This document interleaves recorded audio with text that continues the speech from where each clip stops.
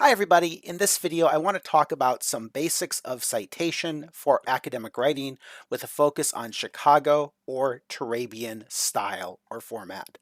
I want to start with the key takeaways, and I've tried to front load this with the most important information first.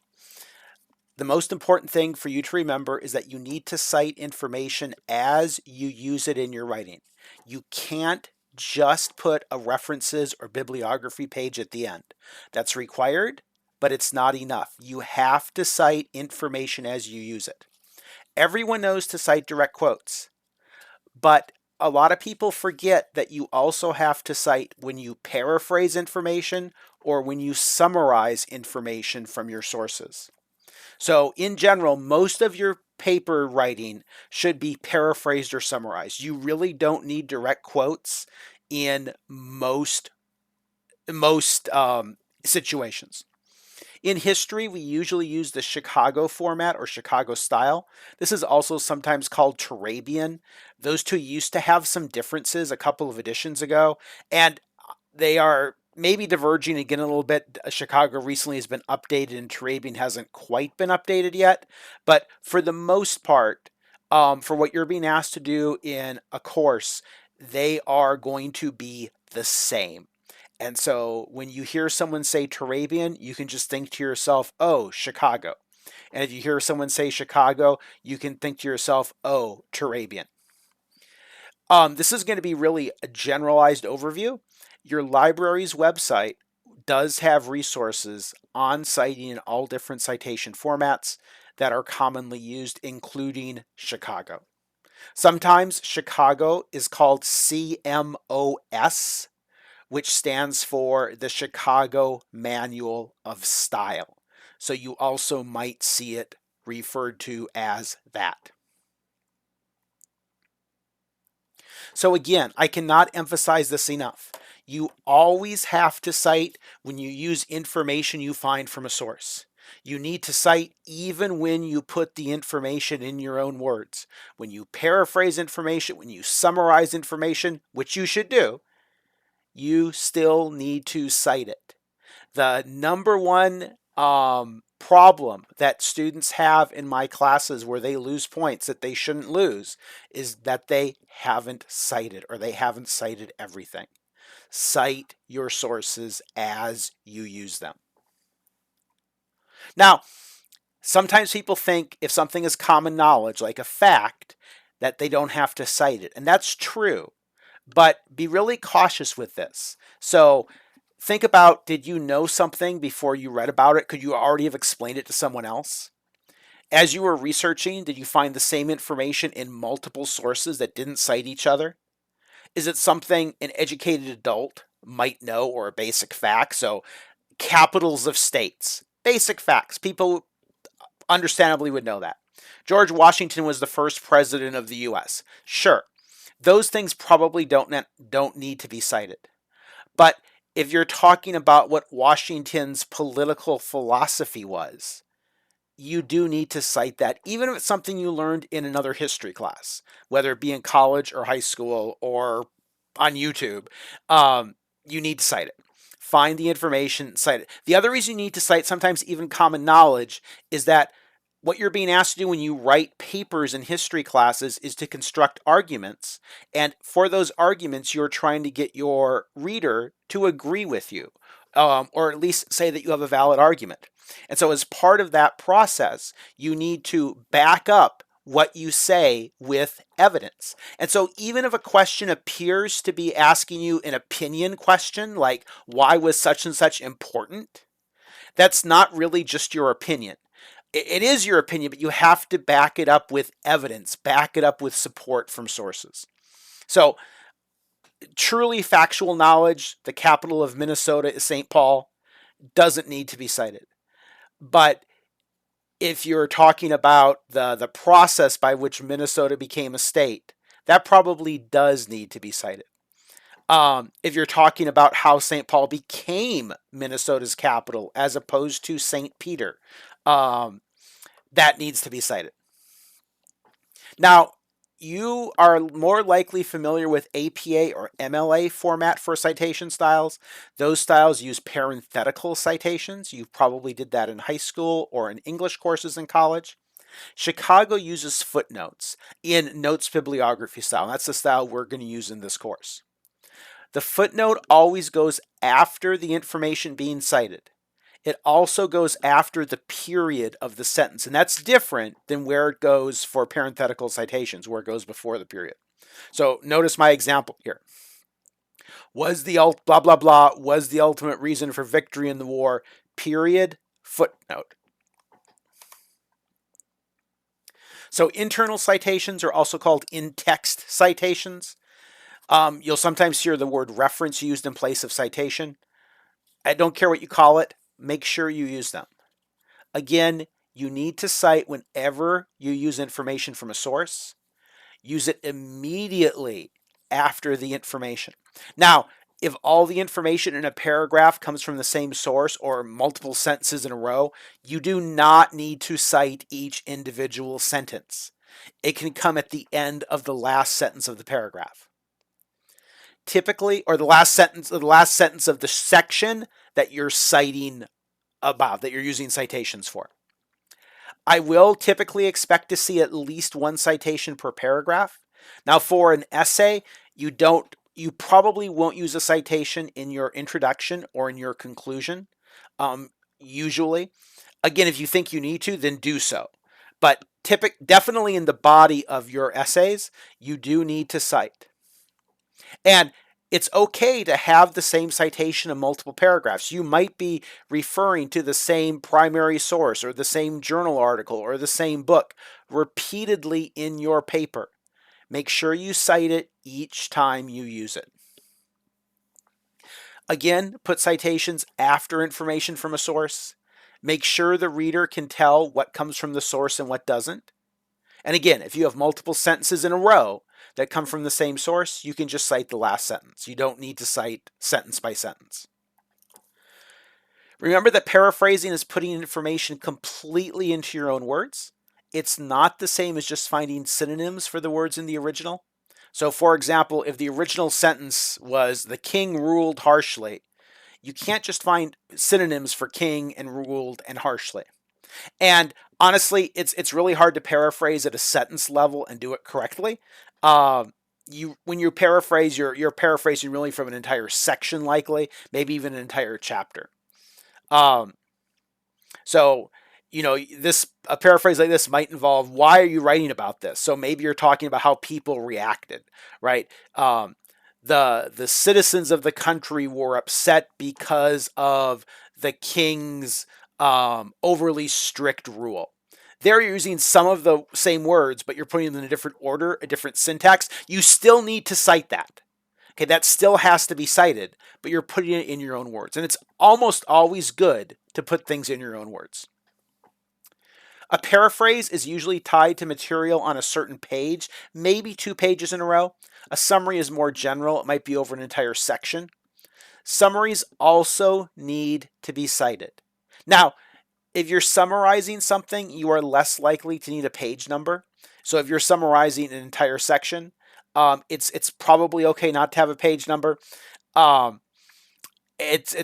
would say it's often a good idea to get in the habit of using page numbers, even when you don't think you need to, in case a teacher ever wants you to do it always. Occasionally, you'll have a source that doesn't have an author given. In that case, cite it by the title of the article. If there's an editor named instead, put their name where you would normally put the author's name. So to recap this part 1, use footnotes whenever you use info from a source.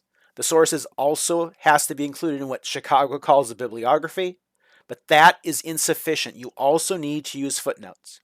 And in general, each paragraph except an intro or conclusion needs to include at least one footnote. An intro or conclusion might need to include a footnote also. Now, in the next section, I'm going to talk about how to format footnotes.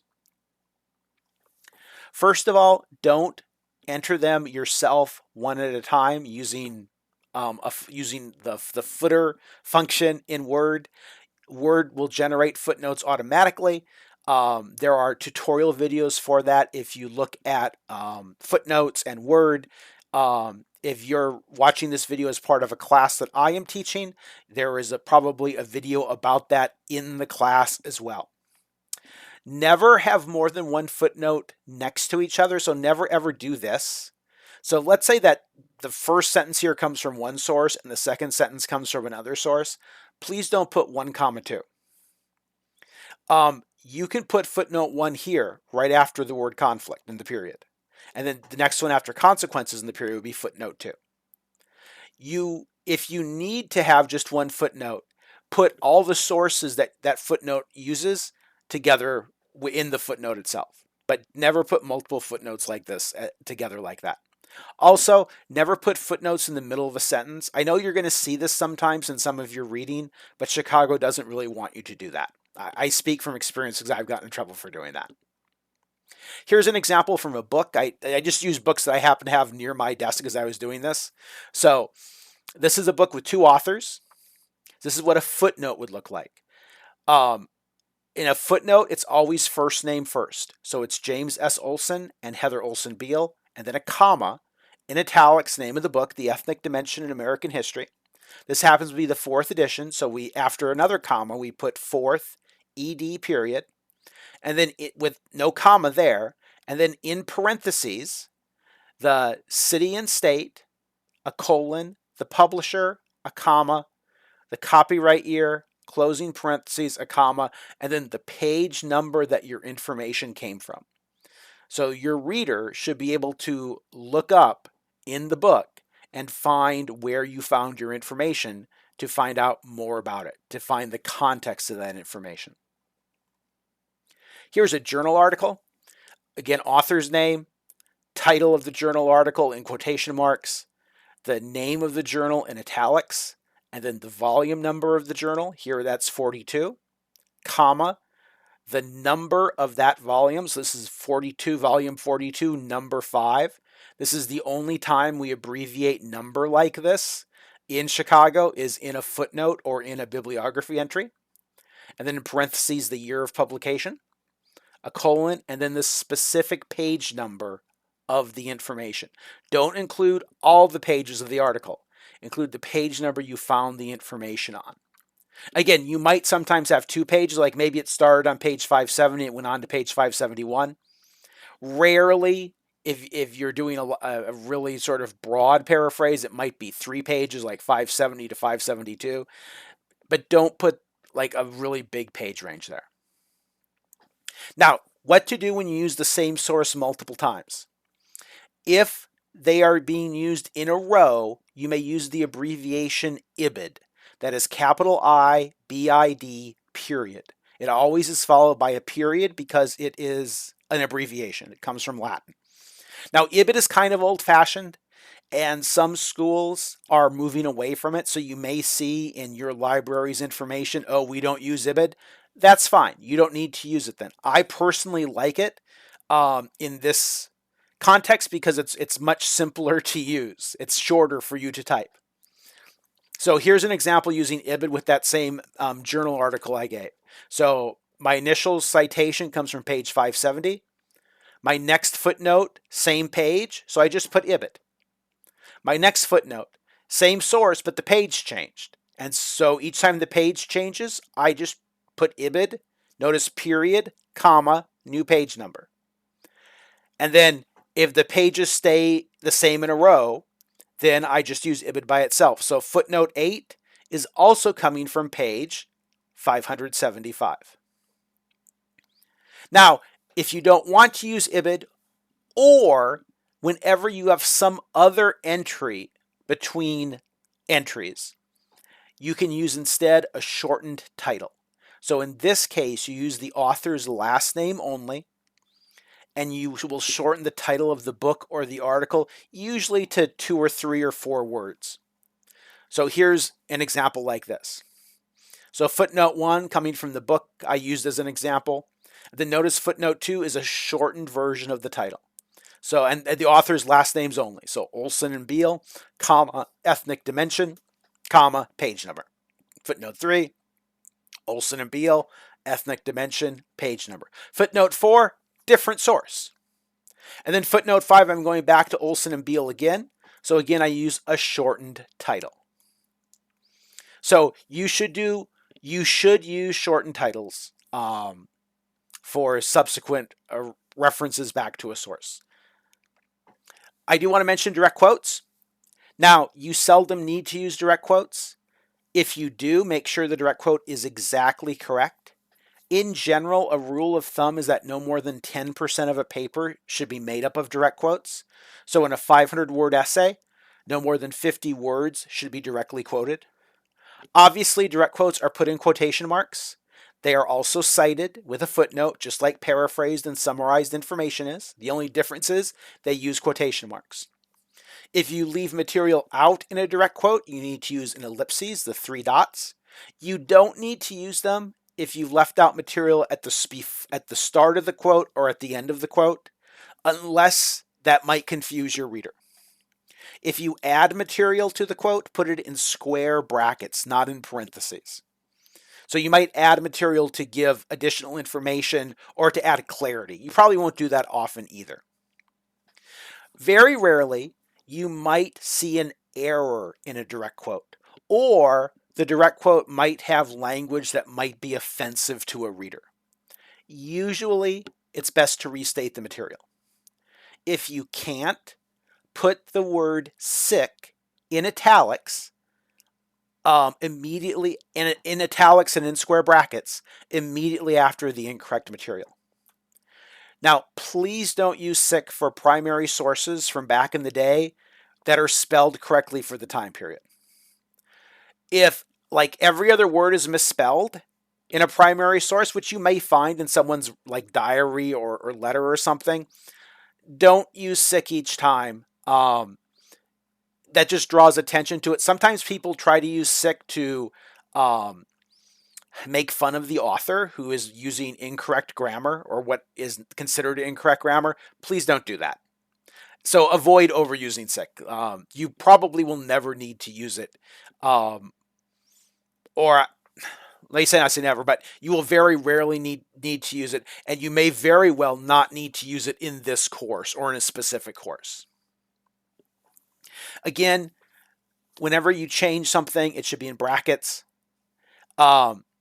Remember, if you change something, it cannot affect the quote's meaning. It's considered academically dishonest to make a change that would alter the meaning of the quote.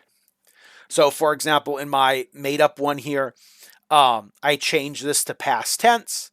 That's something you're often going to do because when you're writing about history, you are typically going to write in past tense.